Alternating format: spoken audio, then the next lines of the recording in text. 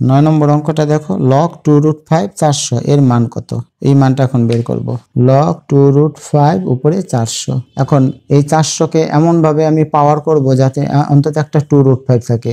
যেমন এখানে log 2√5 দিলাম, আবার উপরে 2√5 দেব, এই বেস আর পাওয়ার একরকম করতে হবে। আর উপরে দিলাম 4। এখন এই মানটা কেন আনলাম? এখন 2√5 কে যদি 4 বার পাওয়ার করি তাহলে মান হয় 400। কিভাবে হয় এখানে করে দেখাচ্ছি। 2√5 কে 4 বার করব, তাহলে কিভাবে 400 হয়? প্রথমে দেখো 2 কে যদি পাওয়ার 4 করি তাহলে হবে 16 ইনটু √5 কে যদি 4 বার গুণ করি তাহলে কি হয়? √5 কে 4 বার গুণ করলে √5 5 √5 5 5 5 কত? 25। তাহলে √5 কে 4 বার গুণ করলে 5 5 25 হয়। এখন 16 কে যদি আমরা 25 দিয়ে গুণ করি তাহলে হবে 400।